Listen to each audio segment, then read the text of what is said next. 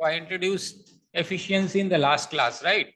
And we discussed that somebody is twice as efficient as you are, you would be taking half the time to do the same agenda, right? Similarly, if somebody is 1/3 as efficient as you are, you would be requiring 3 times the time to do the same task. So we studied that efficiency and time are inversely proportional. And we also did this, that efficiency and work is directly proportional. That means if you're twice as efficient as somebody else, you would do the double the amount of work in the same time. Similarly, if you're half as efficient as somebody else, you will only do half the work of the other person, right? So let us just take an example to understand it slightly better. How do we approach this? Let's say we talk of example 6.1, which says to do a certain work, A alone takes twice as long as A and B together. So A is taking, we are talking about 6.11, A takes how much time? To do a certain work, C takes how much time? He takes twice as long as, he takes twice as long as A and B together. हमें इसको मतलब समझना है. इसका मतलब यह है कि जो C कुछ काम करता है, जो अगर C अकेले काम करता, वो कितना टाइम लेता? डबल टाइम लेता. किसका? जो टाइम A और B इकट्ठे करने में लेते हैं. मान लो A और B 4 दिन में करते हैं, तो C कितने दिन में करता? 8 दिन में करता. अब A प्लस B तो हम कर नहीं सकते, because we know parallel time can not be added. तो हम कोशिश हमेशा क्या करेंगे? हम कोशिश हमेशा वर्क को इक्वेट करने की कोशिश करेंगे. तो सी कितना काम करेगा एक दिन में? इतना. ए एक दिन में कितना करेगा? इतना. और बी एक दिन में कितना करेगा? इतना. यही बात है. लेकिन ए और बी टुगेदर टाइम ले रहे हैं, तो यानी टुगेदर काम कर रहे हैं. ये बात समझ में आ रहा है? अब हमें सी के काम में और ए और बी के काम में रिलेशनशिप निकालना है. हमें दिया हुआ है सी जो है वो डबल टाइम लेता है. अगर सी डबल टाइम लेता है तो सी कितना काम करता होगा? कम करेगा. उतने ही, मतलब जो काम ए और बी करते हैं मान लो, और एक वही काम सी करता है. सी वही काम करने के लिए डबल टाइम ले रहा है, तो सेम टाइम में सी कितना काम करेगा? आधा काम करेगा. यानी जो सी का काम है, दिस वर्क इज हाफ. ये हाफ वर्क है. किसका हाफ वर्क है? इसका. तो ये कितना है? डबल है. ये समझ में आ रहा है? जो सी का काम है वो ए और बी का आधा है. अगर मुझे इक्वेशन बनानी है, इक्वेशन एक तराजू होते हैं, ये कम है ये ज्यादा है, तो 2 कहां मल्टीप्लाई होगा? अभी तो ये ज्यादा होगा. या आप इसको ऐसे भी कर सकते थे, ये ए का काम, ये बी का काम, जो सी का काम है वो इन दोनों के काम का आधा है. ये भी कर सकते थे. दोनों सेम इक्वेशन बनेगी. तो पहली इक्वेशन ये बनती है. ये समझ में आ रहा है? If C takes twice as long as A and B to do the same work, तो हम क्या करेंगे? सी का काम, ए और बी का काम. सी का जो काम है वो आधा है, तो हम सी के काम को डबल कर देंगे, तो ए और बी के काम के बराबर हो जाएगा. फर्स्ट इक्वेशन ये बनती है. सेकेंड इक्वेशन बोलता है A would take 3 times as long as B and C together. A कितना टाइम लेगा? 3 टाइम्स. किसका? बी एंड सी का. तो अगर ए का मैं काम बोलूं तो ए कितना काम करेगा? बी कितना करेगा? इतना. और सी कितना करेगा? तो सी और बी तो इकट्ठे कर रहे हैं. अगर ए 3 गुना समय ले रहा है उसी काम को करने के लिए, तो ए कितना काम करता होगा? 1/3. सी कितना काम करता होगा? 1/3. तो अगर इक्वेशन बनानी है तो 3 किधर मल्टीप्लाई होगा? ए वाली साइड. तो बराबर हो जाएगा. ये second equation. All 3 together complete the work in 5 days. तीनों मिलके 5 दिन में काम करते हैं. तो एक दिन में कितना करेगा ए? इतना. बी कितना करेगा? इतना. सी कितना करेगा? इतना. तीनों मिलके एक दिन में कितना करेंगे? या तो इंटू 5 इज इक्वल टू 1 कर दो, या 5 दिन में पूरा काम, तो एक दिन में 1/5 काम. अब हमारे पास एक इक्वेशन तो ये हो गई, एक इक्वेशन ये हो गई, ये मान लो सेकेंड इक्वेशन है, ये है थर्ड इक्वेशन. अब हमें इन तीनों इक्वेशन को सॉल्व करना है. कैसे कर सकते हैं? ऐसे कर सकते हैं. 1/a 1/b को 2/c लिख सकते हैं. मैं कहता हूँ 2/c is equal to 1/a plus 1/b। इस 1/a प्लस 1/b को मैं यहाँ सब्सटीट्यूट कर दूं तो ये बनेगा 2/c plus 1/c is equal to 1/5 बनेगा। तो कहना इसे 3/c इज इक्वल टू 1/5 बनेगा, तो c की वैल्यू 15 आ जाएगी। ठीक, अगर मुझे a का निकालना है, 1/b प्लस 1/c की वैल्यू 3/a दे रखी है, तो यहाँ पे मान लो रेड कलर में है, ये सॉल्व करना है, इसकी जगह मैं ये पुट कर दूं तो कहना है इसे 1/a प्लस 1/b 1/c की जगह 3/a पुट कर दूं। 3/a is equal to 1/5। This implies 4/a is equal to 1/5। This implies a is equal to 20। ठीक है, a आ गया, b आ गया, अब c निकाल सकते हैं, किसी भी एक इक्वेशन में डाल दो, c निकल जाएगा। c तो निकल ही गया, क्या निकल गया, a b चाहिए हमें, a और c निकल गया, तो हमें a और c इसमें डाल देते हैं। ठीक है, तो b निकल जाएगा। 1/a कितना बनेगा, 1/20। 1/c कितना बनेगा, 1/15। प्लस हमें क्या चाहिए, 1/b इज इक्वल टू 1/5। तो 1/b की वैल्यू बनेगी 1/5 माइनस 1/20 माइनस 1/15। एलसीएम कितना बनेगा, 60। 12 माइनस 3 माइनस 4, ये कितना बन जाएगा, 5/60। 5/60 इट इज 1/12। तो b की वैल्यू कितनी हो गई, 12। तो b की वैल्यू 12, a की वैल्यू 20। ये सॉल्व है। अब इन्होंने अगर आप देखोगे तो उन्होंने 1/a 1/b 1/c नहीं लिखा, a b c लिखा है। मैं हमेशा 1/a 1/b c इसलिए लिख रहा हूं ताकि हमें एक स्टैंडर्ड हो जाए कि what is a is the time taken by a to do the complete work. a क्या है, समय है। तो समय को हम नहीं ऐड कर सकते, हम काम को जोड़ सकते हैं, इसलिए समय को हम रिवर्स करते हैं ताकि वो काम में कन्वर्ट हो जाए। बट ये अपने हिसाब से थोड़ा सा कंफर्टेबल रहते हैं, कुछ कुछ करते रहते हैं। तो एक बार एग्जाम्पल देख लो, तुम्हें आई होप समझ में आ गया होगा मैं क्या समझाना चाह रहा हूँ।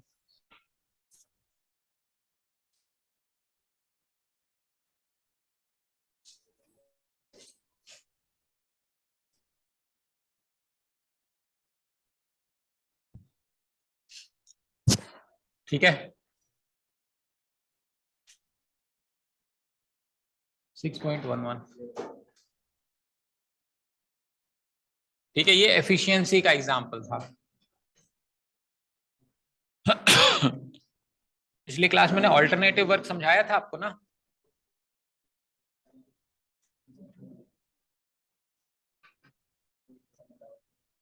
Okay,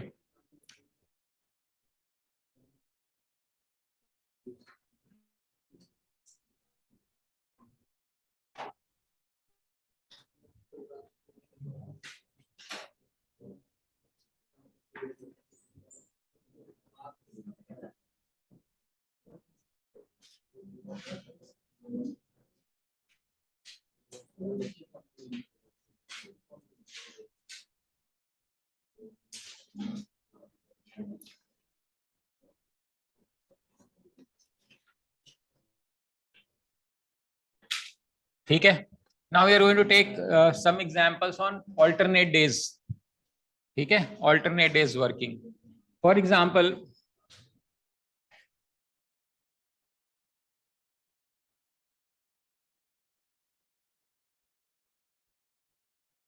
let's say A can do a piece of work in 12 days, B can do it in 15 days. They work alternatively with A starting on the first day.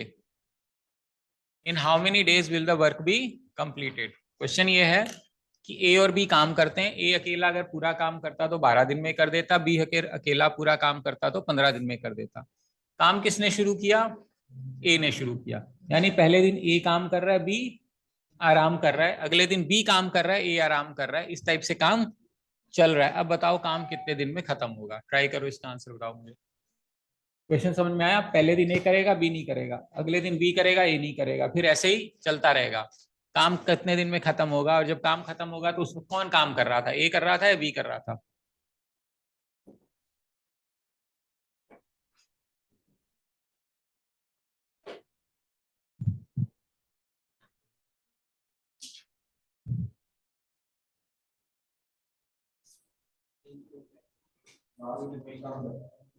क्यों?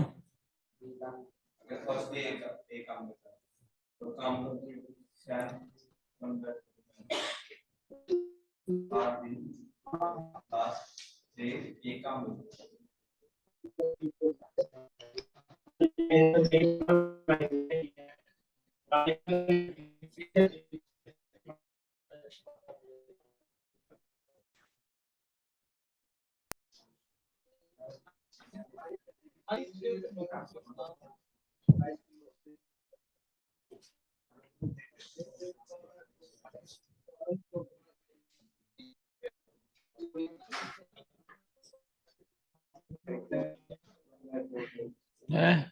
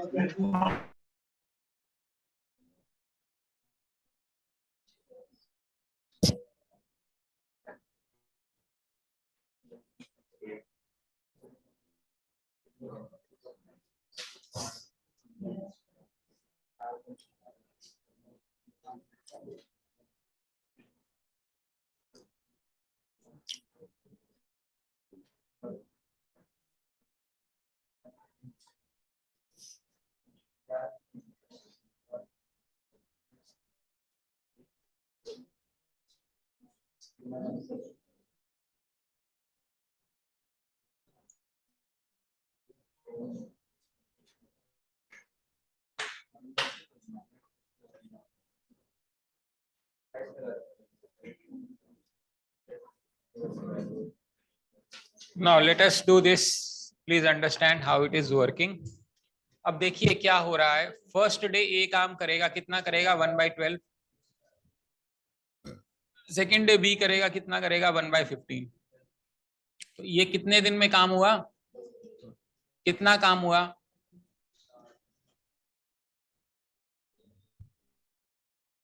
9/60 हो गया. 3/20 काम हुआ. कितने दिन में काम हुआ? ये 2 दिन में.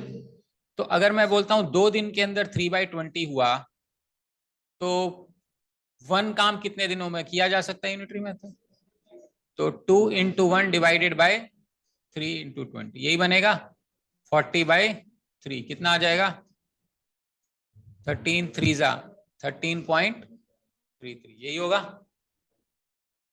है ना? ये गलत है. यहाँ यूनिटरी मेथड हम नहीं ले सकते इस केस में, क्योंकि हमने यहाँ पे एक अंदाजा लगा लिया कि अगर 2 दिन में इतना काम कर रहे हैं तो 1 दिन में कितना काम करेंगे, और यूनिटरी मेथड लगा दिया. लेकिन जब आखिरी दिन काम हो रहा होगा, उस दिन प्रैक्टिकली तो एक ही बंदा काम कर रहा होगा. अगर वो ज्यादा एफिशिएंट ए कर रहा होगा तो काम जल्दी हो जाएगा. और अगर आखिरी दिन बी कर रहा होगा तो काम देर में होगा, क्योंकि बी कम एफिशिएंट है। तो जो हमने एवरेजिंग करी है ये आंसर हमारा गलत है। इसको कैसे करना है, ऐसे करना है, देखिए पहले 2 दिन में कितना काम होगा 3/20, अगले 2 दिन में कितना होगा 3/20, 6/20, अगले 2 दिन में,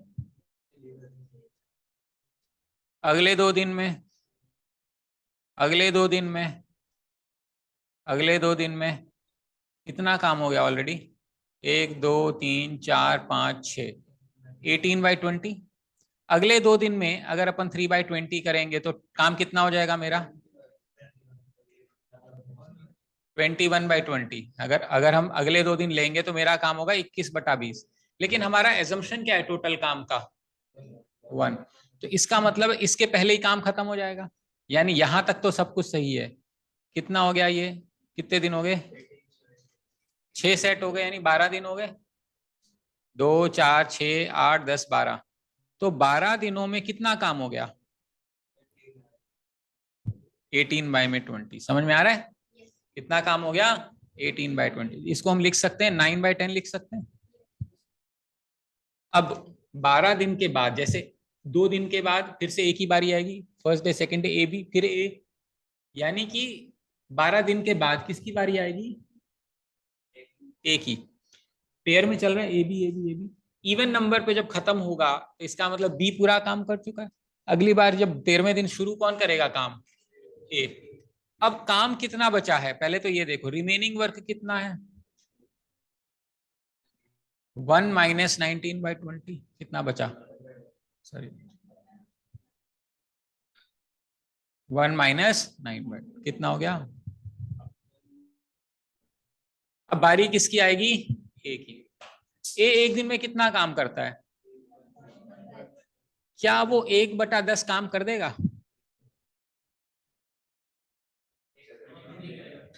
1/10 ज्यादा काम होता है 1/12 ज्यादा काम होता है, तो क्या कर देगा पूरे दिन में, वो पूरा दिन लगा रहेगा, यानी कि 13वें दिन कौन लगा रहेगा ए, और कितना काम करेगा, और करना कितना था इतना, तो रिमेनिंग वर्क ये हो गया 10 काम करना था 6 काम किया, तो बचा कितना 10 - 6, करना कितना था 1/10 और किया कितना सिर्फ 1/12, तो कर तो नहीं पाएगा ना, लगा रहेगा पूरा दिन, पूरा दिन लगने के बावजूद उसके पास काम बचेगा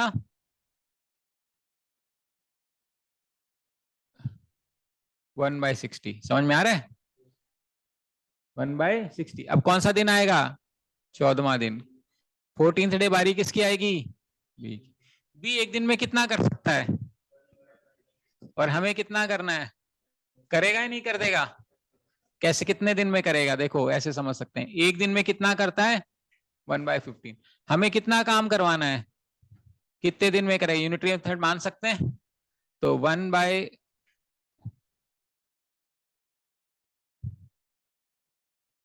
x की वैल्यू कितनी आ गई, यानी कि 14th डे बी कितना टाइम लेगा 1/4 डे लेगा। समझ में आ रहा है, तो कितने दिन में काम हुआ 13 1/4 डेज में काम हुआ, और काम कौन खत्म कर रहा है, हमारा जब हमने एवरेज निकाला था तो मेरा आंसर कितना आया था 13.33। क्यों आया था, कम क्यों आया था, क्योंकि जो आखिरी दिन का काम था 14वें दिन का, हमने एवरेज मान लिया किसका ए और बी का एफिशिएंसी, जबकि ए ज्यादा एफिशिएंट है बी से, तो हमने एवरेज किया, इसलिए हमारा आंसर एवरेज आ गया इस तरीके से। कुछ समझ आ रहा है क्या कह रहा हूं, तो अगर ए काम चालू करेगा तो काम होगा 13 यानी 13.25 डेज में काम होगा, और खत्म कौन करेगा बी खत्म करेगा।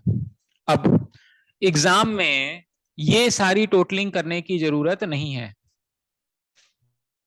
हमें कैसे करना है, हमें ऐसे करना है 2 दिन में कितना काम हुआ, हमें पता है जो वर्क है ये मैक्सिमम 1 है, यानी यहां पे कुछ मल्टीप्लाई करें यहां पे कुछ मल्टीप्लाई करें, ताकि ये वैल्यू कितनी आनी चाहिए 1 से कम। 7 तो कर नहीं सकती है, 21/20 तो क्या करेंगे यहाँ 6, तो यहाँ भी क्या करेंगे 6, यानी 12 दिनों में 18/20 वर्क हो जाएगा, यही हमने निकाला था 12 दिनों में,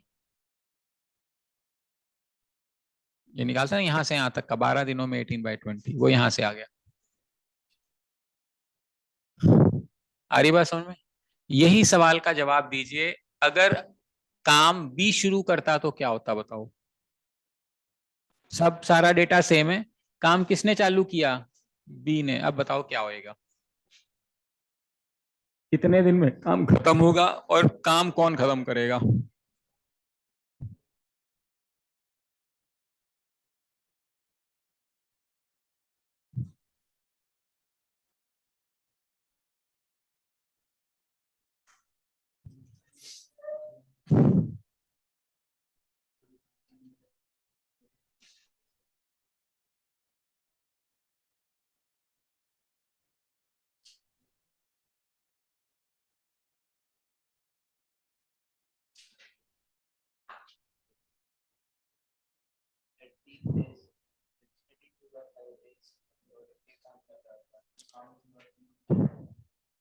अच्छा देखते हैं, 13वें दिन चलेगा 1/10 और काम कौन करेगा,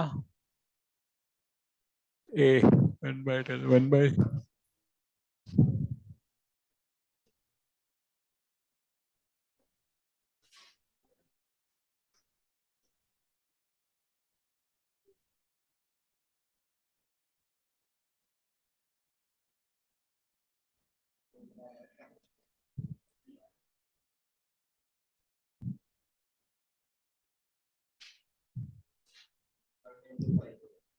है, आई थिंक सो।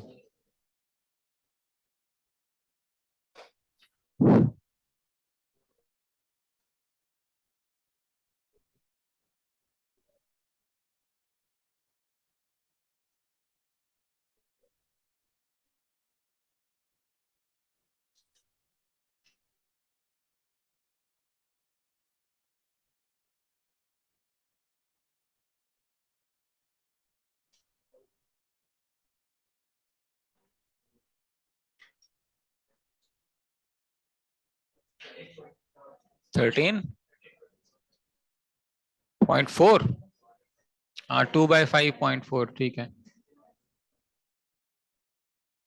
आप देखो ध्यान से, 13.33 से थोड़ा सा ज्यादा आएगा।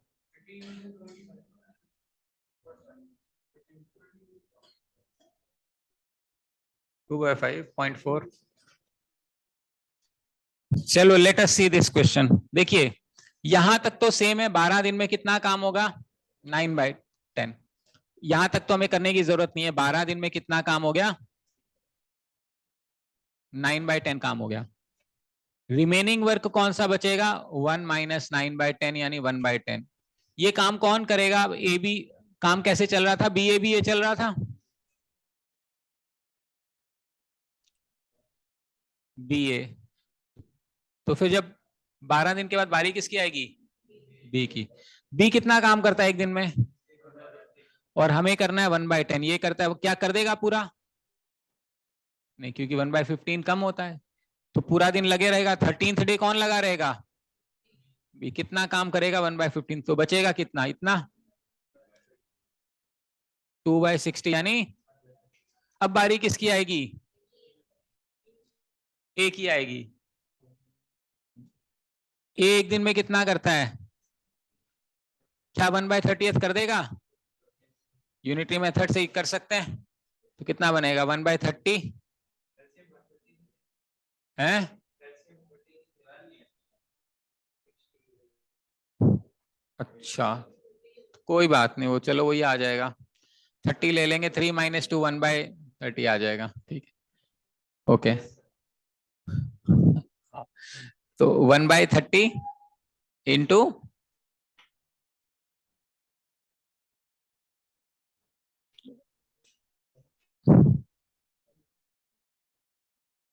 इसको x मान लेते हैं, 1/30 इज इक्वल टू x/12।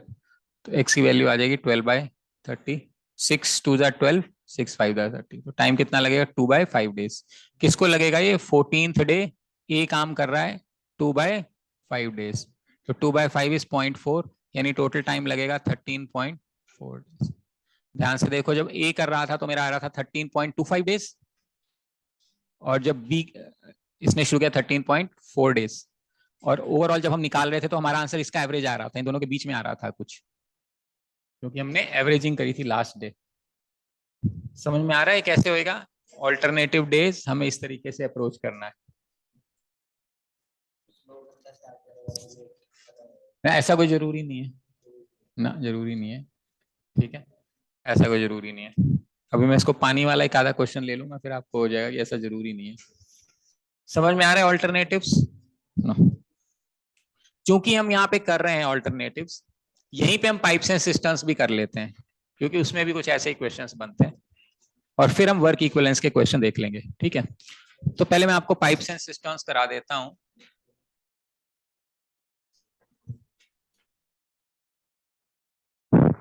तो पाइप्स एंड सिस्टम्स यानी क्या मतलब होता है? बेसिकली एक कंटेनर होता है, मान लेते हैं ये हमारी टंकी है, इसमें पानी अंदर आता है, उसको हम इनलेट पाइप बोलते हैं। मान लेते हैं पानी अंदर आता है, उसको हम आउट मान लेते हैं। ये टंकी को 10 मिनट में भरती है इंडिपेंडेंटली, बी इसको 20 मिनट में भर सकती है। तो बताओ ये दोनों मिलकर इस टंकी को कितनी देर में भरेंगे? कैसे करोगे? टंकी का साइज पता नहीं हमें।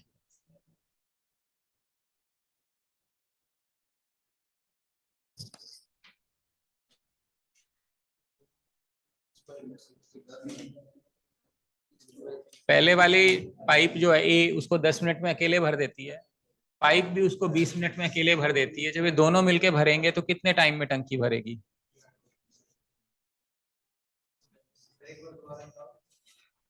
एक टंकी है जिसमें पाइप ए है, जिसमें से पानी आता है, वो उसको 10 मिनट में अकेले भर देती, और दूसरी पाइप बी उसको उसी टंकी को अगर अकेले चलती तो 20 मिनट में भर देती। अब अपन ने ए और बी दोनों इकट्ठे खोल दिए साइमल्टेनियसली। अब बताओ ये टंकी कितनी देर में भरेगी?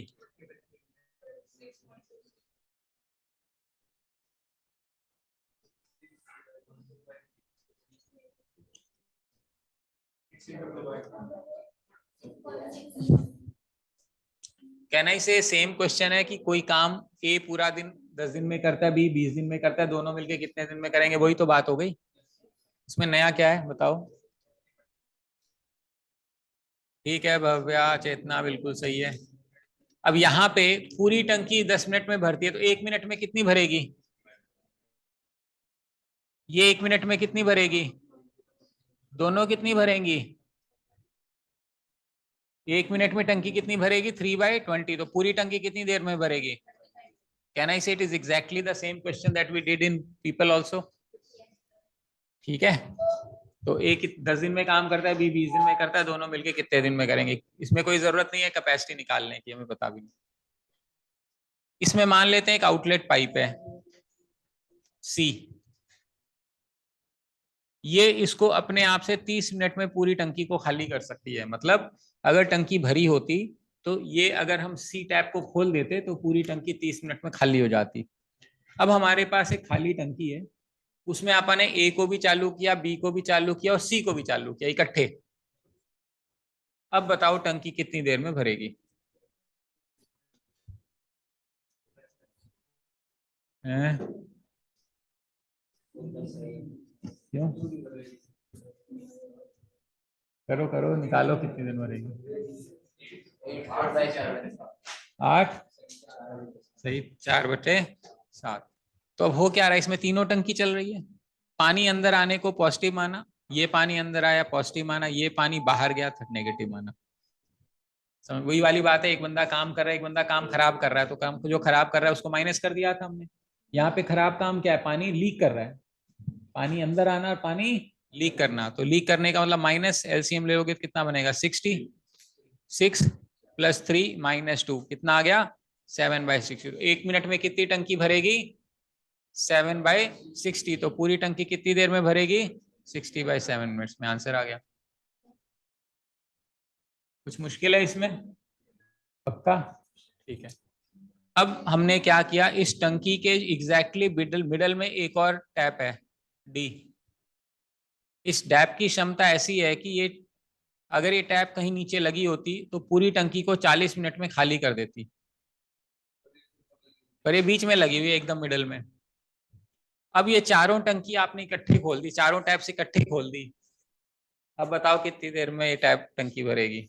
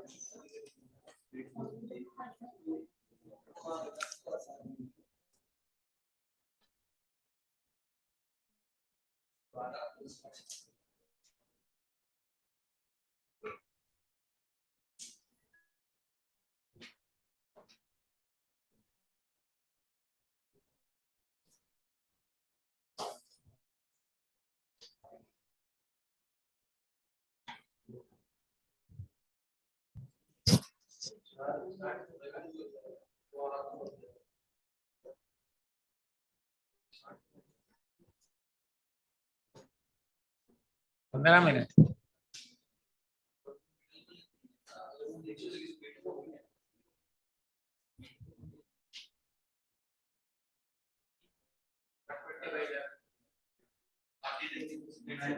पूरा आंसर 120/11 है।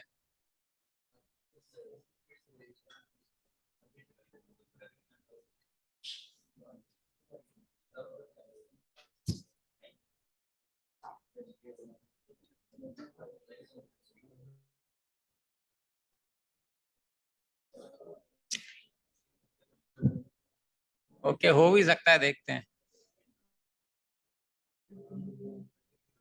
देखो, इसमें पानी भर रहा है यहां तक।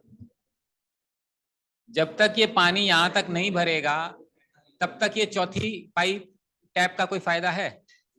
तो पहले आधे टंकी भरते हैं। आधी टंकी कैसे भरेंगे? पूरी टंकी में क्या होगा, ये पानी अंदर आया, ये पानी अंदर आया, ये पानी बाहर गया, इफेक्टिव यही आया 7/60। अगर इसी हिसाब से चलता तो पूरी टंकी 60/7 मिनट्स में भर जाती। बट क्या हमें पूरी टंकी भरनी है? आधी टंकी भरनी है। आधी टंकी में आधा टाइम लगेगा। अगर पूरी टंकी 60/7 में, तो आधी टंकी में आधा टाइम लगेगा। कितना हो गया? 30/। अब उसके बाद क्या होगा? उसके बाद ये भी चालू हो जाएगी। फिर फिलिंग कैसे होगी? 1/10 प्लस 1/20 माइनस 1/30 माइनस 1/40। समझ में आ रहा है? इसकी वैल्यू आप ऑलरेडी निकाल चुके हैं 7/60। 7/60 माइनस 1/40, एलसीएम बनेगा 120। 7 2 जा 14 माइनस 3 11/120।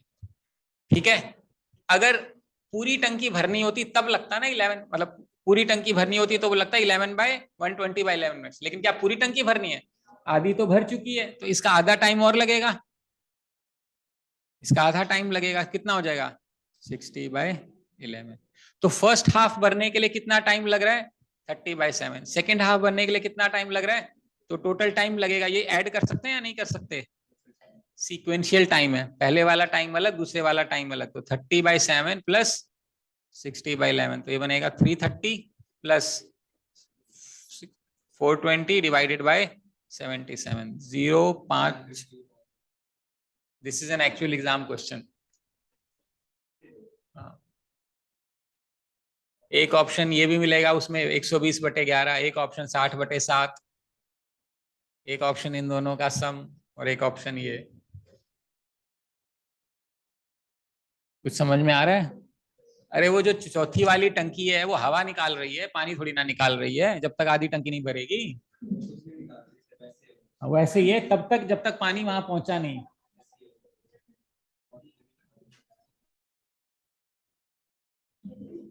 समझ में आ रहा है? अगर हम 2 टैप लगा देते 1/3 1/3 पे, फिर हो जाता क्वेश्चन। तो 3 हिस्सों में डिवाइड करना पड़ता। पहले 3 टैप्स काम करती हैं, फिर 4 टैप्स करती, फिर 5 टैप्स करती। उन सबका अलग अलग टाइम निकाल के ऐड कर देते। ये क्लियर है यहां तक? अभी हम इसमें एक ट्विस्ट लाते हैं। फिर ट्विस्ट ये है कि ये मान लेते हैं ए इसको 10 मिनट में भरती है, बी उसको 20 मिनट में भरती है, सी इसको 30 मिनट में खाली करती है। लेकिन हमने ये सब कुछ ऑल्टरनेटिवली चलाया है। 1 मिनट ए चलाया, फिर उसको बंद करके फिर 1 मिनट बी चलाया, फिर उसको बंद कर दिया, फिर 1 मिनट सी चलाया, फिर बंद कर दिया, फिर ए चलाया, फिर बी चलाया, फिर सी, ऐसे घुमा घुमा के चला रहे हैं। बताओ कितनी देर में भरेगी टंकी? That means all the taps are operating alternatively. That is the question. समझ में आ रहा है? करो। समझ आ रहा है? ट्राई करो फिर।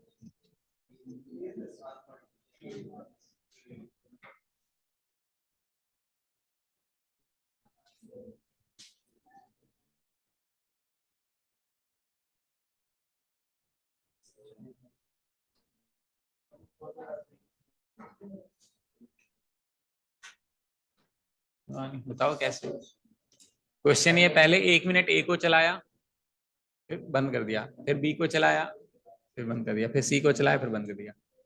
1 1 मिनट, यानी 3 मिनट में 1/a plus 1/b plus minus 1/c, ये 3 मिनट का काम है। इसका ये मतलब है। ऐसे ही बारी बारी कर रहे हैं। तो जब टंकी भरी तो कौन सी पाइप चल रही थी और कितनी देर में टंकी भरेगी, ये क्वेश्चन है।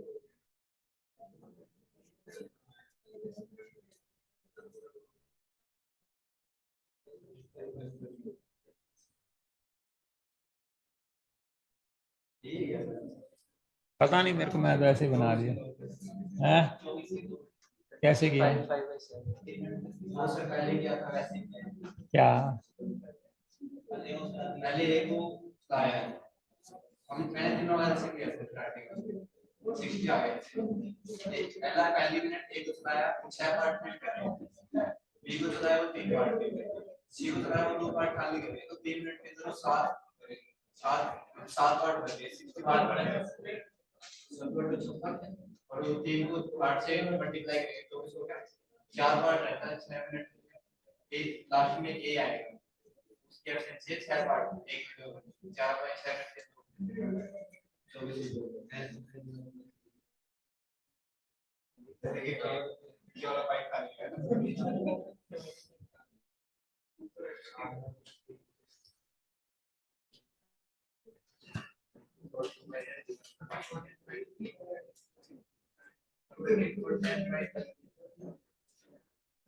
10/15। अच्छा,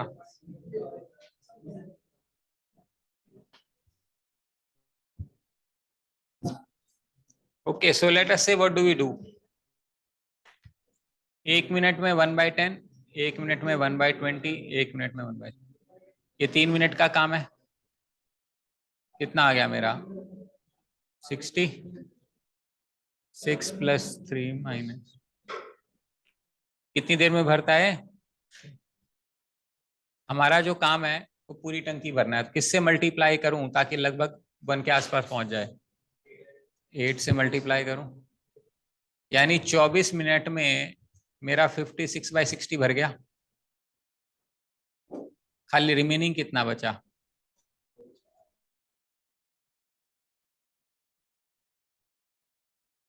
ठीक है, बारी किसकी आएगी? भर देगा क्या ये? 1 मिनट में 1/10 भरता है, हमें 1/15 भरना है, तो भर ही देगा, है ना? कितनी देर में भरेगा? 10/15 यानी 24 2/3 मिनट्स, यानी 24 मिनट 40 सेकंड में टंकी भर जाएगी। और कौन भरेगा? ए भरेगा।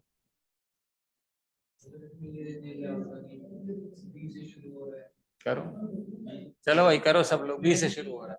हाँ, इसमें ऐसे अगर बी से होगा तो ये वाला जो काम है वो किसकी बारी आएगी?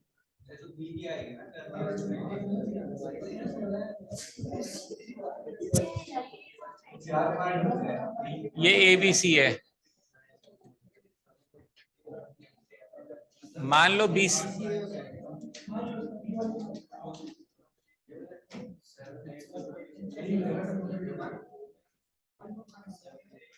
ये वाला करो, BCA BCA। ध्यान से करना, ये इतना आसान नहीं है, गलत मत करना।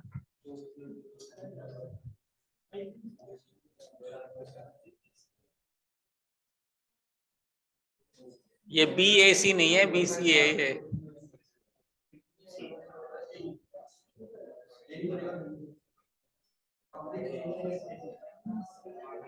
हो सकता पता नहीं, हो भी सकता है।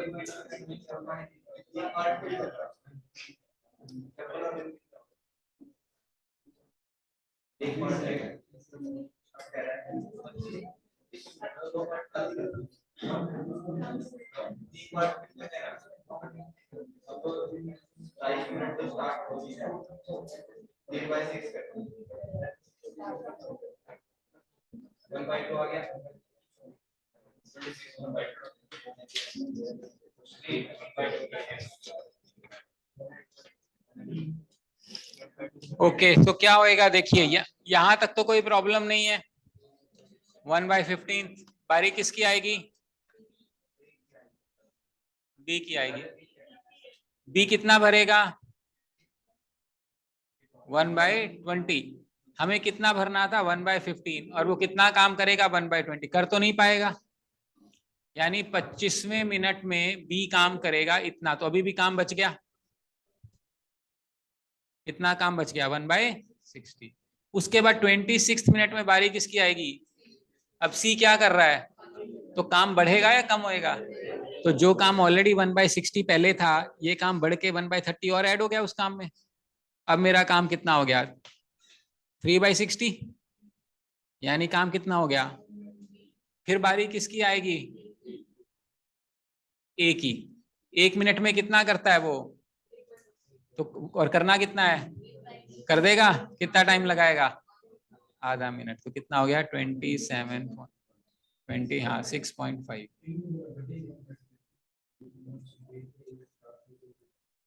26 पॉइंट। वो पानी निकाल रहा है ना, तो काम बढ़ जाएगा, ध्यान रखना इस बात का।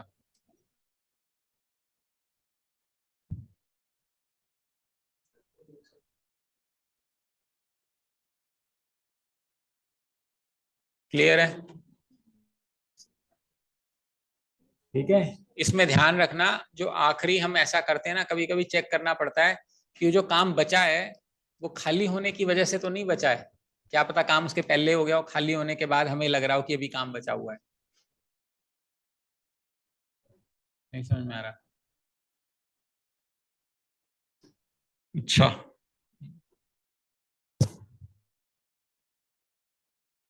मान लेते हैं एक बंदर है और वो एक पोल पे चढ़ रहा है।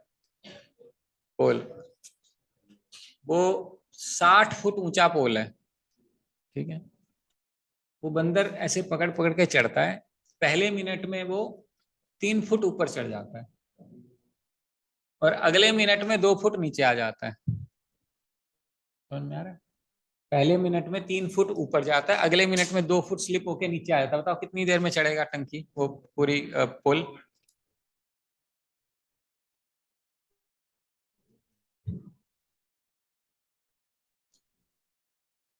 फर्स्ट मिनट में वो 3 मिनट ऊपर जाता है, 3 फीट, और सेकेंड मिनट में वो 2 फीट नीचे आ जाता है। तो बताओ 60 फुट का पोल है, तो कितने मिनट में चढ़ेगा वो? कैसे?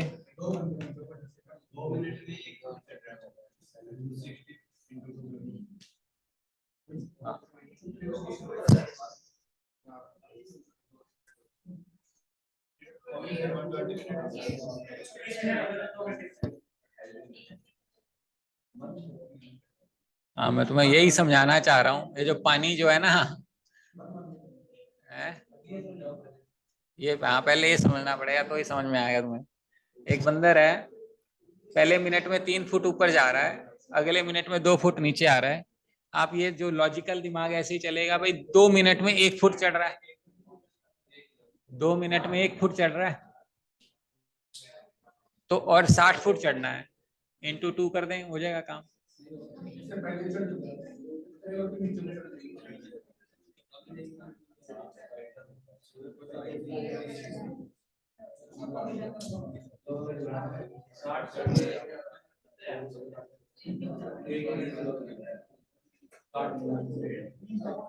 आ गया ना, 100 वो गलत है। हाँ, वो इसलिए गलत है कि जब तक 57 फुट चढ़ना है उसको, जब तक 57 फुट चढ़ रहा है तब तक कोई दिक्कत नहीं है। कैसे? 57 फुट चढ़ने के लिए देखो, 2 मिनट में 1 फुट चढ़ रहा है, 57 फीट चढ़ने के लिए कितने मिनट लगेंगे? 114 मिनट लग गए, यहां तक तो ठीक है। अगले मिनट में उसने क्या करना है? 3 फीट चढ़ेगा, पहुंच गया ना, हो गया क्वेश्चन खत्म।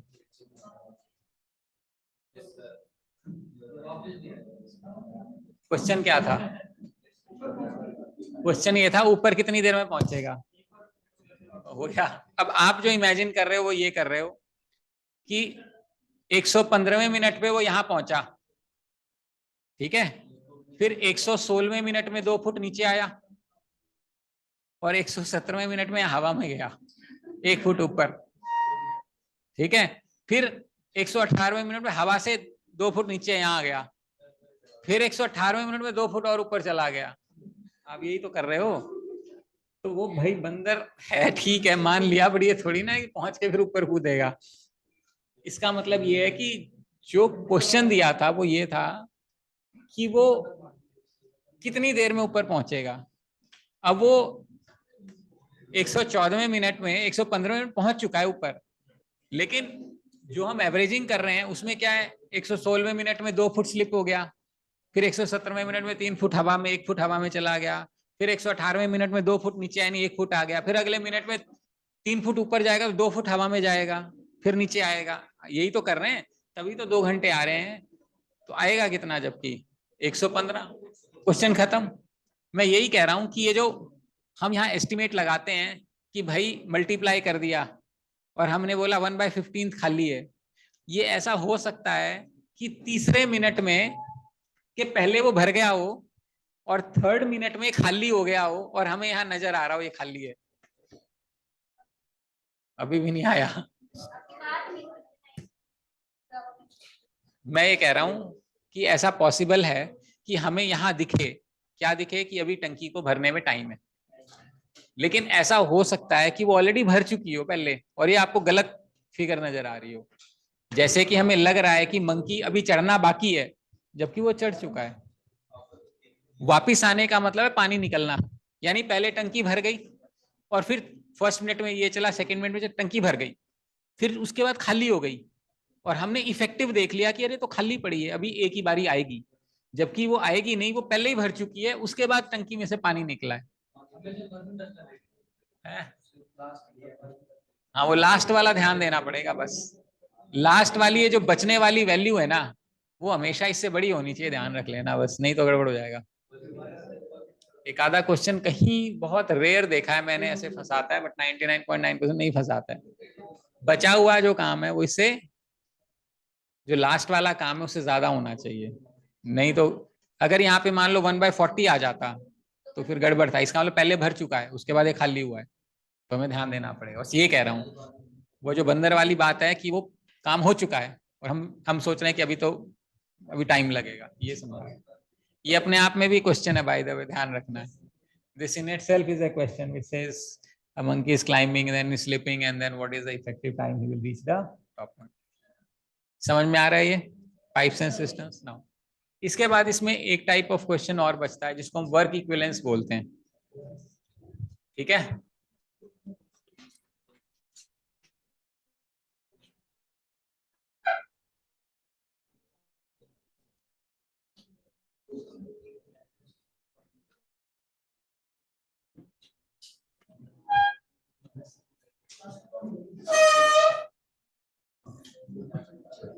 क्या हुआ? पानी? Now how do we handle this work equivalence? और ये क्या होता है? अरे उसको आता है या वो आके कहेगा सर एक बार बताना जरा? आता है बस। ठीक है, चलो देखते हैं अभी क्या होता है। अभी तक जो भी हमने क्वेश्चंस किए थे, उसमें हमने टोटल वर्क को 1 माना था और हम उसके रिस्पेक्ट में सारा असेसमेंट कर रहे थे। लेकिन ऐसे कई सारी सिचुएशन बनती है जहां पे हम टोटल वर्क को 1 नहीं मान सकते और हमें उस वर्क को क्वांटिफाई करना पड़ेगा, ये देखना पड़ेगा भी कितना काम हो रहा है। उसका फायदा ये होता है, जैसे प्रोजेक्ट मैनेजमेंट में इसका रिक्वायरमेंट होती है। मान लेते हैं आप कोई घर बना रहे हैं और आपका टारगेट है कि भाई 1 साल में बनना चाहिए। 4 महीने बाद आपको लगा यार ये तो स्लो चल रहा है, या कोई प्रेशर आ गया, उसने कहा भाई 8 महीने में बना के दो, मुझे नहीं पता। तो अगर 8 महीने में वो घर बनाना है तो आपको क्या करना पड़ेगा? लोग ज्यादा लगाने पड़ेंगे, मैन मशीनरी इंफ्रास्ट्रक्चर ज्यादा लगाना पड़ेगा ताकि टाइम कम लगे। ठीक है। या फिर ऐसा भी हो सकता है कि वो काम उन्हीं लोगों से करवाना है, ना चाबुक चलाना पड़ेगा, कितना % ज्यादा काम करवाना पड़ेगा उनसे। भाई डेली 8 घंटे करते हैं, हम चाहते हैं वही लोग हैं, लेबर उतनी है अपने पास, एक्स्ट्रा नहीं है, लेकिन टाइम कम चाहिए, तो क्या करना पड़ेगा? उनको ज्यादा घंटे काम कराना पड़ सकता है। ये भी हो सकता है। समझ में आ रही बात? ऐसा भी होता है कि कुछ लोग काम कर रहे थे और कुछ दिन काम करके 5-7 लोग छुट्टी पे चले गए। अब बचा हुआ काम जो है वो डिले होएगा। आपको पहले से एस्टिमेट होना चाहिए वो डिले कितना होगा, और अगर डिले नहीं कराना है तो बचे हुए लोगों से कितने घंटे फालतू काम कराना है। इस टाइप की जो प्रैक्टिकल प्रॉब्लम्स आती हैं वो वर्क इक्विवेलेंस से हैंडल होती हैं। जैसे कि फौज में राशनिंग होती है, तो मान लेते हैं 5,000 फौजी हैं, हर एक फौजी के लिए हमारे पास 500 ग्राम पर डे का राशन है। 2,000 की रीइंफोर्समेंट आ गई और, लेकिन उनके पास कोई राशन नहीं है। अपने को लड़ाई 2 महीने ही चलानी है, तो करना क्या पड़ेगा? हर फौजी को कम राशनिंग करनी पड़ेगी। कितने ग्राम राशन देना पड़ेगा, ये क्वेश्चन है। या फिर जो 2,000 लोग आ गए उनको भी हमें अपने राशन में से ही उतना ही खाना देना है, 500 ग्राम पर डे। तो अब हमारी लड़ाई हम कितने दिनों तक सस्टेन कर सकते हैं, या हम कितने दिन का हमारे पास खाना है, वो क्वेश्चन निकालना। तो ये सारे जो क्वेश्चंस हैं ये वर्क इक्विवेलेंस के क्वेश्चन होते हैं, जहां पे हमें पूरे काम को एक क्वांटिफिकेशन करना होता है, भाई कितना काम है मेरे पास, ताकि हम ये जजमेंट लगा सके कि अगर टाइम कम चाहिए तो कितने रिसोर्सेज बढ़ाने हैं, रिसोर्सेज बढ़ गए तो कितना कम टाइम होगा, या अगर मैंने एफिशिएंसी, लोग कम एफिशिएंटली काम कर रहे हैं तो मेरा प्रोजेक्ट कितना डिले होगा, या कितनी एफिशिएंसी बढ़ानी है लोगों की ताकि मेरा काम टाइम पे हो जाए। इस टाइप के सारे क्वेश्चन हम वर्क इक्विवेलेंस से हैंडल करते हैं। ठीक है। तो इसमें जो सबसे फंडामेंटल यूनिट है या जो सबसे फंडामेंटल चीज है वो ये है कि एक आदमी एक दिन में जो भी काम करता है, ठीक है, work done by 1 man in 1 day is known as 1 man day. तो 1 मैन डे एक यूनिट है, किसकी यूनिट है? वर्क की यूनिट है। जैसे हम फिजिक्स में पढ़ते थे ना, calories, joules, kilometre per hour, ये सारी किसकी यूनिट है? सुनी है? कितने लोगों ने सुनी है? सबने सुनी होंगी। जूल्स कैलोरीज 8वीं 9वीं में था। तो ये वर्क है। तो एक आदमी एक दिन में जो भी काम करता है उसको क्या बोलते हैं? 1 मैन डे। तो मुझे बताइए, 5 आदमी एक दिन में जो काम करेगा उसको क्या बोलेंगे? 5 मैन डे। कैसे आया? 5 मैन इंटू 1 डे, कितना आ गया? 5 आदमी 8 दिन में जो काम करेंगे उसको क्या बोलेंगे? इसको बोलेंगे 40 मैन डे। यानी 5 आदमी जो काम 8 दिन में पूरा कर दे हम उसको बोलेंगे 40 मैन डेज। अब एग्जाम्पल के तौर पे ये जो दीवार है, ये दीवार 5 आदमी लगेंगे बनाने में और 8 दिन में बना देंगे। तो ये जो दीवार बनाने का काम है that is considered to be 40 man day. इस बात से क्या मतलब है, हमें इस बात से मतलब है, अगर हमने इस दीवार पे एक आदमी लगा दिया तो कितने दिन में काम होएगा? 40 दिन में। क्योंकि मुझे पता है ये जो दीवार है 5 आदमी कितने दिन में बनाते हैं, तो जो टोटल काम है वो कितना है? 40 मैन। यही काम अगर एक आदमी करेगा तो एक्स डेज लगाएगा, मान लो एक्स की वैल्यू क्या आनी चाहिए? 40। समझ में आ रहा है? अब हमें क्या पता लग गया कि मुझे काम पता लग गया, 40 मैन डे का काम है, मैंने एक आदमी लगाया, मुझे पता है 40 दिन में, मैंने 2 आदमी लगा दिए, मुझे पता है 20 दिन, मैंने 4 आदमी लगा दिए, मुझे पता है 10, मैंने 8 आदमी लगा दिए 5 दिन में, मैंने 20 आदमी लगा दिए, मैंने 40 आदमी लगा दिए, आइडियली हो जाना चाहिए। इससे मुझे क्या फायदा हुआ? जब मुझे ये पता लग गया कि ये मेरा टोटल काम है, तो मैं अपने रिसोर्सेज का एलोकेशन अपने हिसाब से कर सकता हूँ। समझ में आ रही बात? ये मैंडे है। अगर यहाँ पे 2 वुमेन होती तो एक दिन में कितना काम करती? दीपक सोच रहा है जीरो काम होता। सर आपको क्या पता है, बातों में लगा देते ऐसा। 2 women into 1 day, so it is 2 women days. 5 women होती तो, 10 वुमेन होती तो, 10 वुमेन 3 दिन में कितना काम करती? 30 वुमेन। अच्छा, चाइल्ड होता तो 5 चाइल्ड 10 दिन में कितना काम करता? 50 चाइल्ड डे। डोंकी होता तो डोंकी डे, मोंकी होता तो मोंकी डे, ऐसे कुछ भी यूनिट हो सकती है। ठीक है, ये लार्जर यूनिट्स हैं, हम इसको अगर मशीन होती तो मशीन डे भी हो सकता है, मशीन आवर भी हो सकता है। अच्छा, अच्छा, 5 आदमी 8 दिन में जो काम करते हैं उसको हमने बोला 40 मैन डे। मान लेते हैं एक दिन में अपन 8 घंटे काम करते हैं, तो कितना काम हो गया ये? देखो 40 आदमी, 40 मैन डे का काम है, 1 day is equal to how many hours? 8 hours. तो this can be written as 40 man into 1 day can be replaced as 8 hours. तो जो मेरा काम है वो 320 मैन आवर्स का काम हो गया। ये वाली यूनिट्स बहुत ज्यादा आईटी कंपनीज में यूज होती है। जब हम प्रोजेक्ट बनाते हैं, जब ये लोग, तो जब किसी की कोटेशन देनी होती है कि भाई कितने पैसे लगेंगे, तो वो मैन आवर्स में कोट देते हैं। क्योंकि ज्यादातर जो इंडियन आईटी कंपनीज का काम है बाहर की कंपनी से आता है, और विदेशों में काम का पैसा कैसे मिलता है? घंटों के हिसाब से मिलता है। इसलिए जो सारी कैलकुलेशन होती है वो आवरली बेसिस पे होती है। तो इसका मतलब ये जो दीवार बनाने का काम है वो 320 मैन आवर्स का काम है। एक आदमी लगाओगे तो 320 घंटे में वो कर देगा, 320 आदमी लगाओगे तो वो 1 घंटे में कर देगा। उसी तरीके से आवर्स को मिनट में कन्वर्ट कर सकते हो। कहने का मतलब ये है कि वर्क की यूनिट फिक्स नहीं है, वो हमारे क्वेश्चन पे डिपेंड करेगी कि मैन आवर्स लेना है, वुमेन आवर्स लेना है, चाइल्ड आवर्स लेना है, चाइल्ड मिनट लेना है, वुमेन डेज लेना है, we don't know, it will have to depend on the question. यहां तक बात समझ में आती है?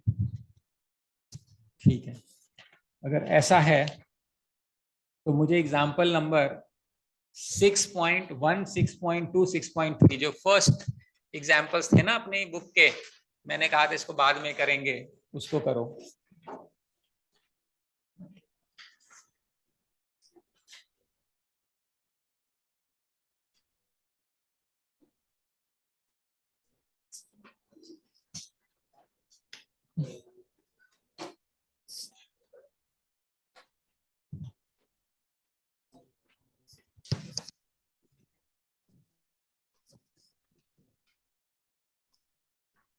हाँ जी, ऑनलाइन चेतन, इशिता, केशव, मानवी, समझ में आ रहा है? Yes sir.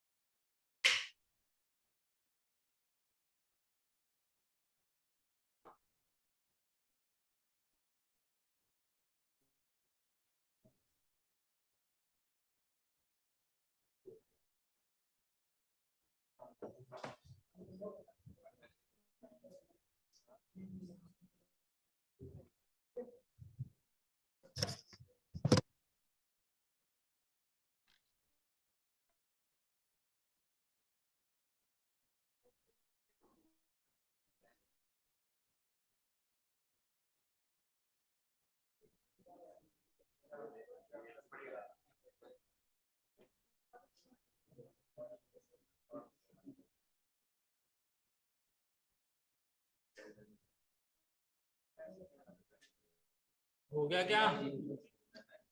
Try solving example 6.14।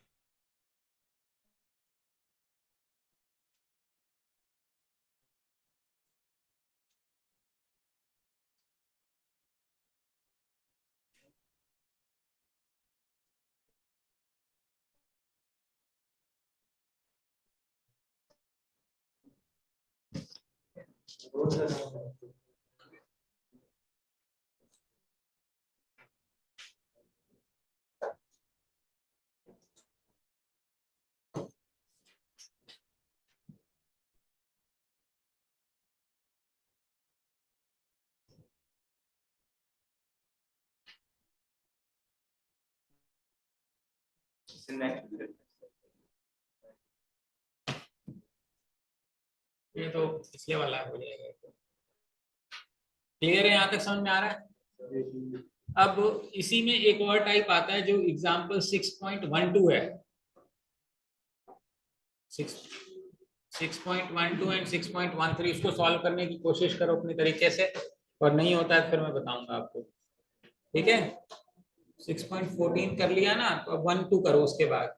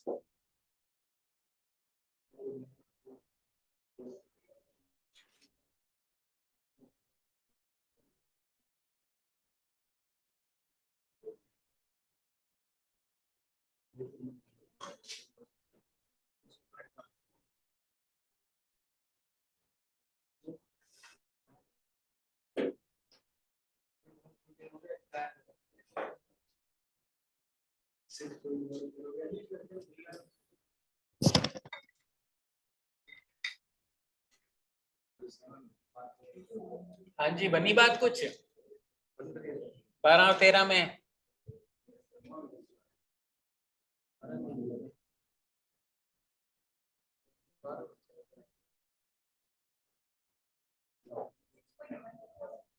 One four पहले बोला था, फिर मैंने बोला पहले 1 4 करना है, फिर 1 2 फिर 1 3। अच्छा पीछे चल रही है क्या थोड़ा सा? कोई नहीं, ये तीनों कर लो, मैं एक दो क्वेश्चन खुद से पूछूंगा, पाइप्स एंड सिस्टम्स का एक आधा क्वेश्चन पूछूंगा, फिर हो जाएगा।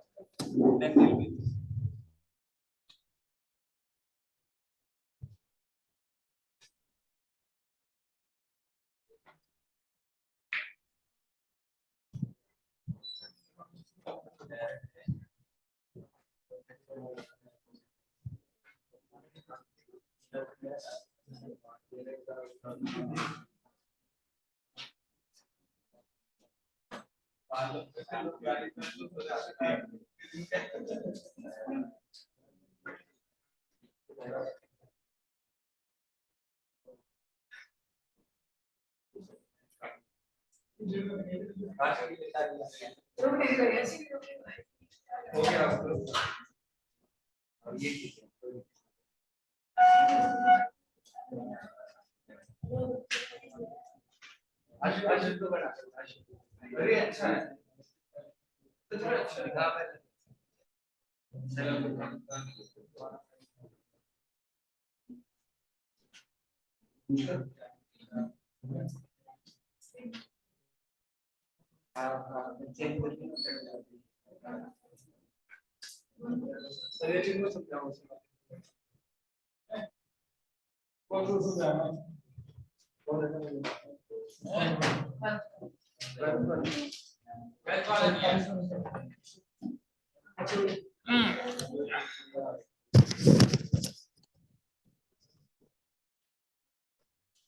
देखो 12th में बोल रहा है, एक मिनट,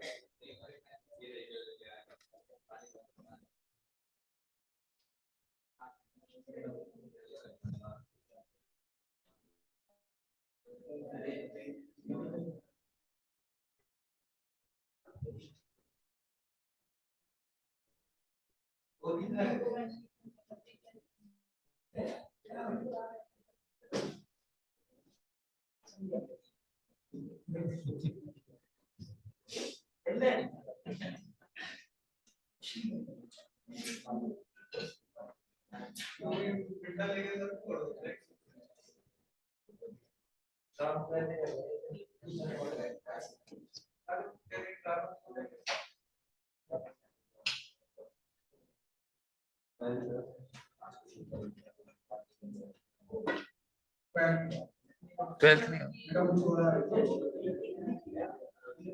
उसमें बुक में क्या आ रहा है?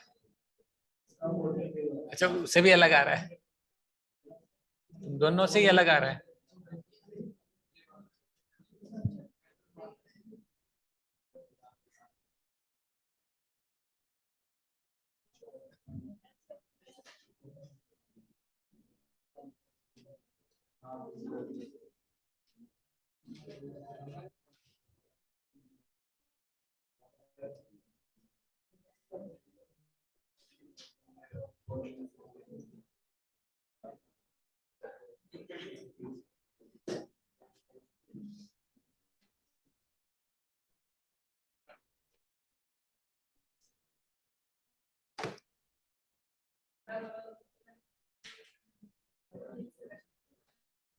Okay, so let's start this question number 12.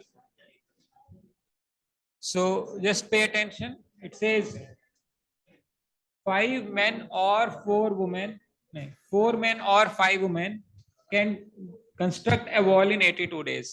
इसका मतलब है एक दीवार बनानी है, तो कौन कौन बना सकता है? 4 आदमी कितने दिन में बना सकते थे?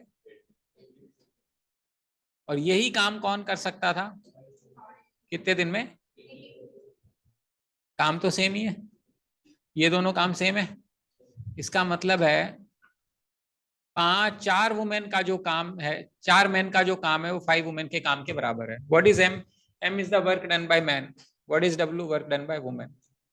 यानी 4 आदमियों का काम 5 वुमेन के बराबर है। अब जो मेरा काम है या तो वो मैन डेज में होगा, अगर मैन डेज में होगा तो 4 इंटू 82 मैन डेज होगा, और वुमेन डेज में होगा तो 5 इंटू 82 वुमेन डेज में होगा। तो कौन सा वर्क मानना है, ये वुमेन वाला वर्क मानना है, मैन वाला वर्क मानना है? मैन वाला। तो जो टोटल वर्क डन करना है हमने वो किसने करना है? 44 इंटू 82 मैन डेज। ठीक है, यही काम कौन करना चाहता है? 5 मैन एंड 4 वुमेन।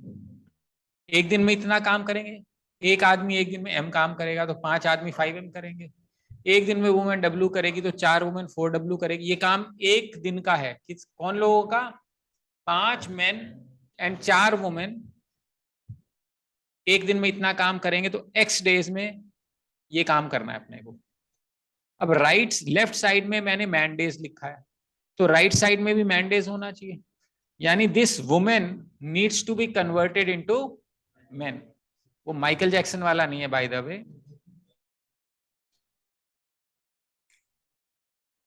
तो यहां पे क्या लिख सकते हैं? डब्ल्यू की वैल्यू लिख सकते हैं 4/5। तो मेरे पास क्या बनेगा? 5 मैन प्लस 4 इंटू डब्ल्यू की जगह क्या लिख सकते हैं? 4/5। अब आरएचएस में भी मैन डेज हो गया और एलएचएस में भी। समझ में आ रहा है? अब इसको सॉल्व करना है। 25m plus 16m divided by 5 into X is equal to 4 into 82। तो सॉल्व करना है। एक्स की वैल्यू बनेगी 4 इंटू 82 इंटू 5 डिवाइडेड बाई कितना बनेगा? 6 और 5 11, 41। 41 इंटू 2, तो 5 दूनी 10 गुना 4 40। ये आंसर होना।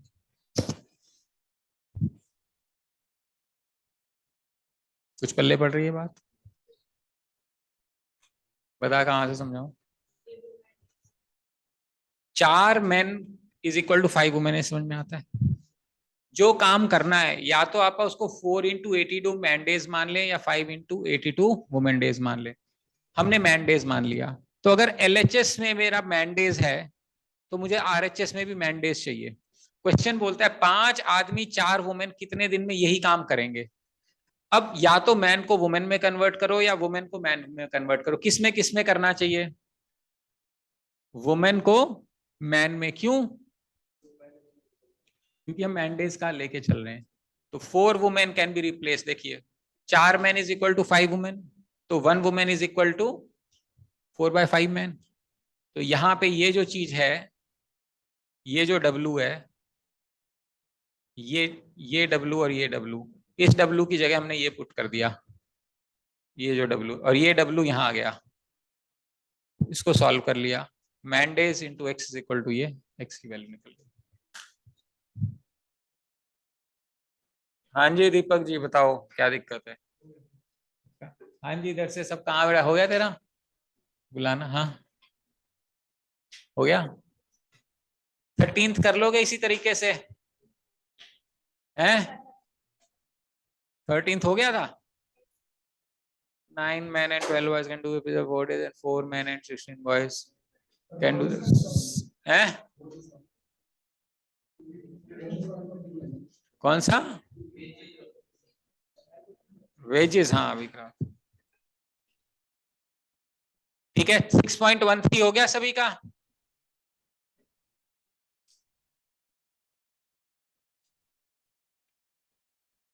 अब इसमें वेजेस का एक और क्वेश्चन बच गया। वेजेस कर लेते हैं। वेज क्या क्या मतलब होता है?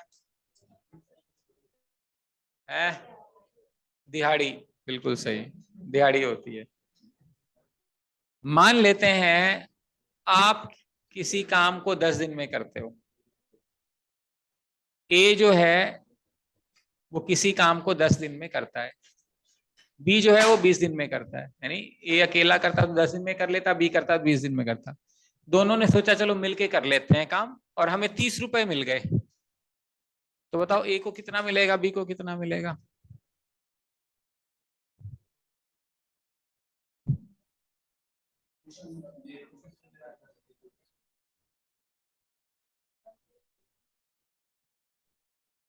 ए 10 दिन में करता अकेले, बी 20 दिन में करता।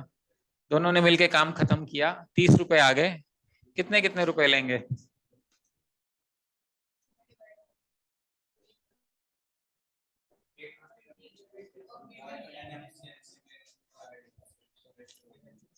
वेजेस, पैसा जो मिलता है वो किस रेशियो में मिलता है? In the ratio of work done, ratio of work done. तो ए कितना काम करेगा एक दिन में और बी, तो इसी रेशियो में पैसा डिस्ट्रीब्यूट होगा, यानी 1:2, यानी ए को अगर 1 रुपया मिलेगा तो बी को आधा रुपया। अगर इंटीग्रल करना है तो 2 मल्टीप्लाई करो, यानी 2:1 में, यानी ए को 2 रुपया मिलेगा तो बी को 1 रुपया मिलेगा। तो एक्चुअली ए को 1 ये मिलेगा, ये मिलेगा मान लेते हैं, तो टोटल 3x हो गया। 3x इज इक्वल टू 30, तो x is equal to 10, multiplying factor 10, तो इसको मिलेंगे 20 रुपए, इसको मिलेंगे 10 रुपए। समझ में आ रही बात? बोलो यहाँ तक कोई दिक्कत है? सॉल्व 6.25 6.26 जल्दी जल्दी।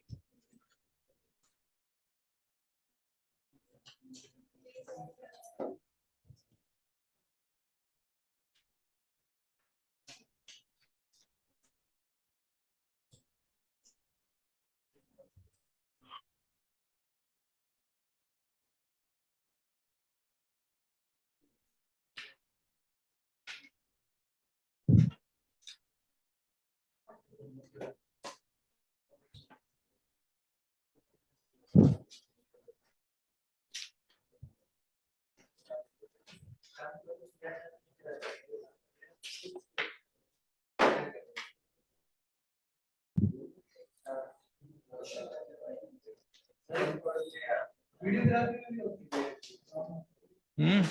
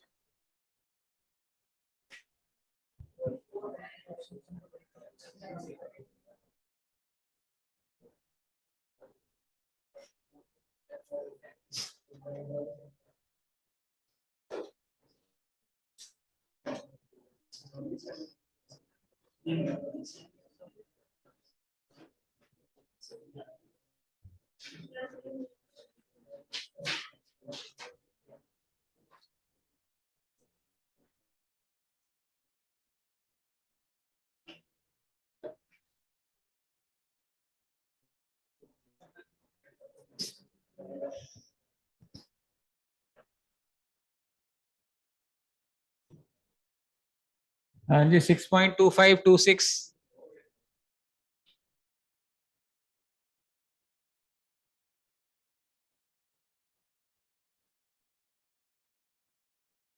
पच्चीस, 26, 27 हो गया।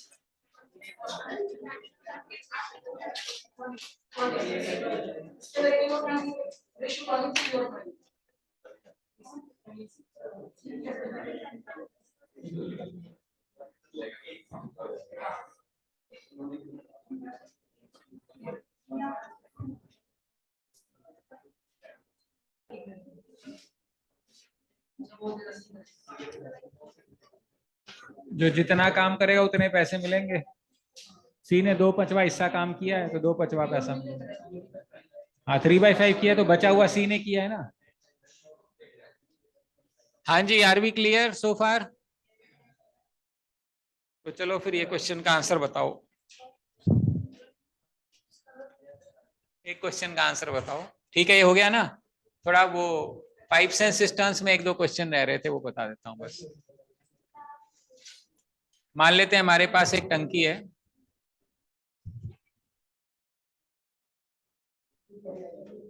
ये जो टैंक है, ये 10 मिनट में भरती है टैंक।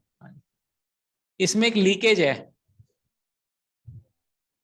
कहीं फूटा पड़ा है थोड़ा सा, तो पानी रिस रहा है, गिर रहा है। उसकी वजह से 15 मिनट लग रहे हैं टंकी को भरने में। नॉर्मली कितनी देर में भर जाती, लेकिन क्योंकि पानी लीकेज हो रहा है तो टाइम लग रहा है 15 मिनट। तो भर तो जाएगी लेकिन टंकी तो।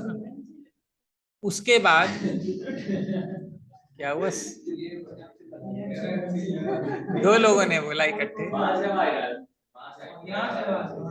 एक तो इधर एक इधर से भी आए। हाँ वो ठीक है। अच्छा एमसील है।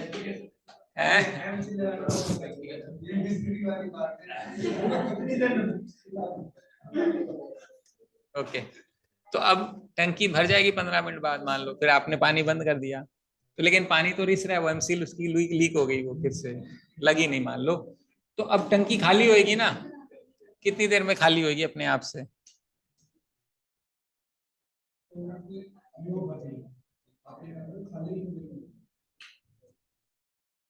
मतलब अगर लीकेज नहीं होती तो 10 मिनट में भर जाती, because of leakage 15 minute time लग रहा है।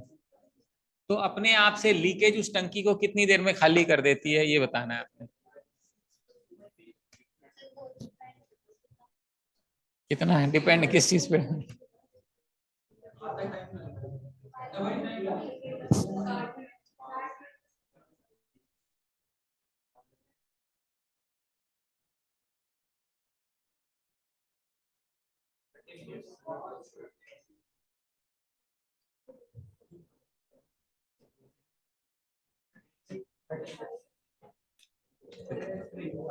मान लेते हैं ये x मिनट में खाली करती है, 1 मिनट में कितना पानी अंदर आ रहा है, इतना। 1 मिनट में कितना पानी बाहर जा रहा है, इतना। उसकी वजह से कितना भर रहा है, 1/x निकालना है।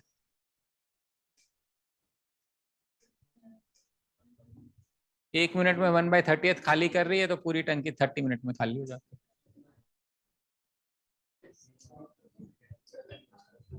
समझ में आ रहा है?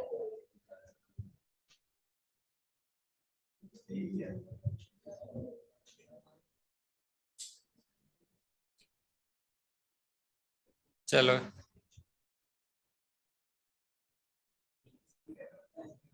ये एक टंकी है। ये टंकी, भरी हुई टंकी मान लेते हैं 15 मिनट में खाली हो जाती है नॉर्मली।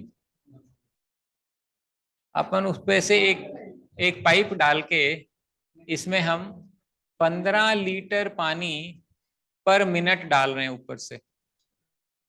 समझ में आ रही बात? मतलब टंकी भरी होती है तो 10-15 मिनट में खाली हो जाती, लेकिन अपन क्या कर रहे हैं, ऊपर से 1 मिनट 15 लीटर पानी डाल रहे हैं। उसकी वजह से इसको खाली होने में ज्यादा टाइम लगेगा। मान लो अब 20 मिनट में खाली हो रही है, तो बताओ इस टंकी की कैपेसिटी कितनी है, इसमें कितना पानी आएगा?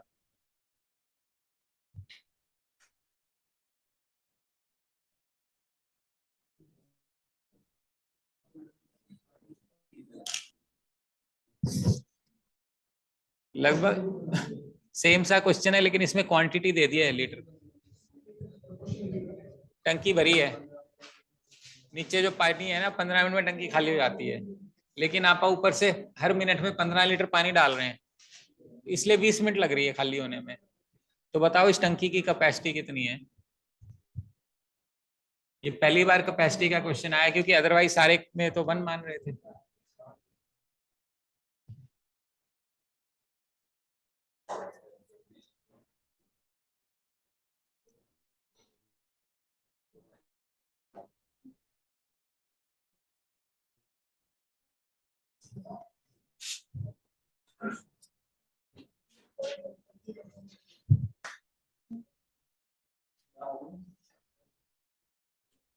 पता नहीं मेरे को, मैं तो ऐसे ही।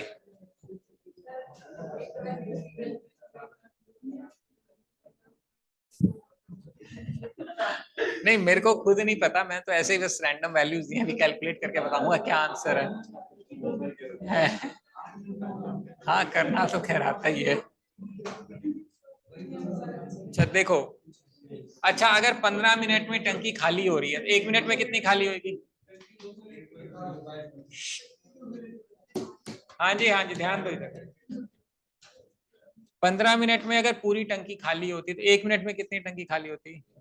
1/, अभी तक हम जब भी 1/15 लेते थे, हमारा एजम्पशन था कि टैंक की कैपेसिटी 1 है, लेकिन अब कैपेसिटी कितनी है, C।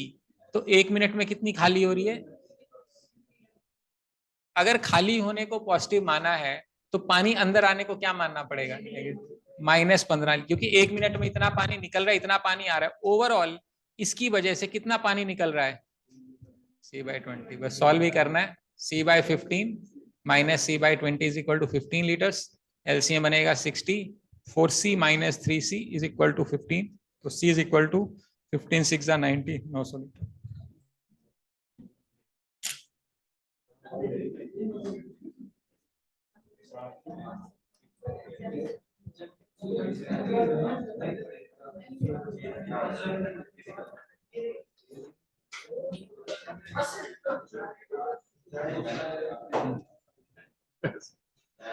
ये समझ लो ये आखिरी क्वेश्चन है आज का। कोई प्रॉब्लम है तो इसमें बताइए।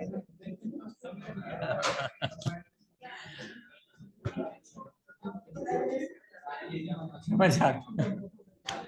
हाँ जी, क्लियर है ये क्वेश्चन?